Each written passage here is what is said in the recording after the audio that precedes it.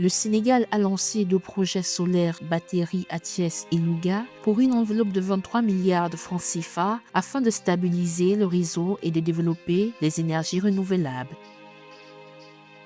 La Zambie a officiellement lancé la construction d'une raffinerie de pétrole brut en dollars d'un coût de 1,1 milliard de dollars, l'un des plus importants investissements du secteur énergétique du pays. Les exportations d'huile de palme du Cameroun ont progressé de 17% en 2025, malgré un recul de la production nationale, révélant des tensions sur l'offre locale.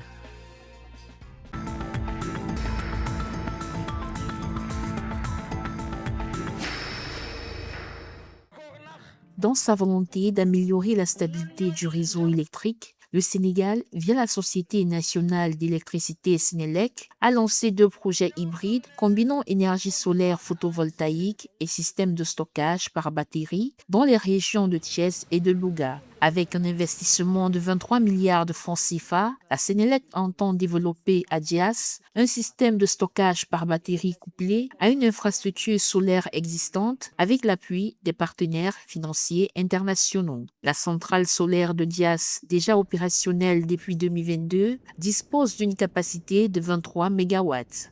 Ce projet traduit une volonté politique forte, celle d'accélérer la transformation de notre modèle énergétique. C'est une trajectoire stratégique construite autour d'investissements concrets, de réformes structurantes et de partenariats solides.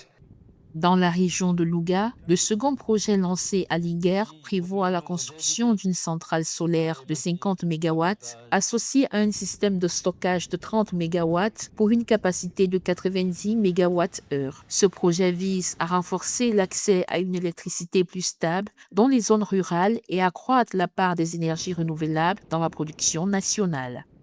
Je voudrais ici saluer la qualité de ce partenariat fondé sur une vision commune et une volonté partagée d'apporter des solutions concrètes aux besoins énergétiques du Sénégal.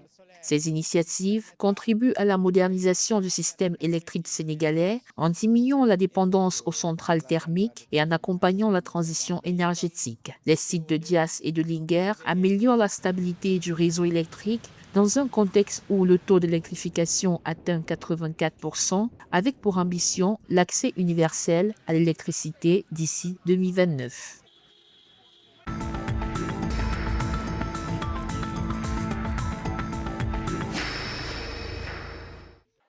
La Zambie a officiellement lancé les travaux de construction d'une raffinerie de pétrole en dollars, un projet estimé à 1,1 milliard de dollars, présenté comme l'un des plus importants investissements énergétiques du pays. Le complexe aura une capacité de 60 000 barils par jour, avec des infrastructures associées. Ce projet vise à réduire la dépendance aux importations de carburant et à renforcer la sécurité énergétique du pays.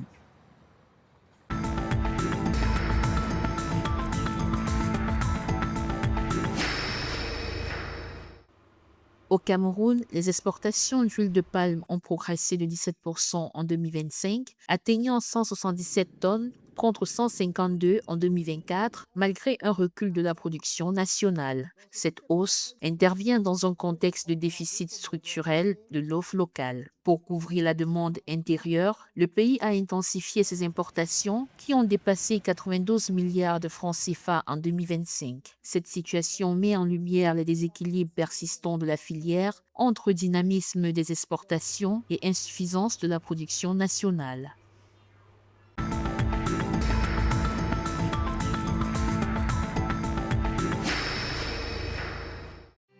Le Maroc a obtenu un financement de 500 millions de dollars auprès de la Banque mondiale le 10 avril afin de soutenir la création d'emplois et la transition vers une économie plus durable. Ce programme vise à renforcer les politiques du marché du travail, améliorer l'environnement des entreprises et encourager les investissements dans les secteurs verts avec un accent sur les PME, les énergies propres ainsi que l'emploi des jeunes et des femmes.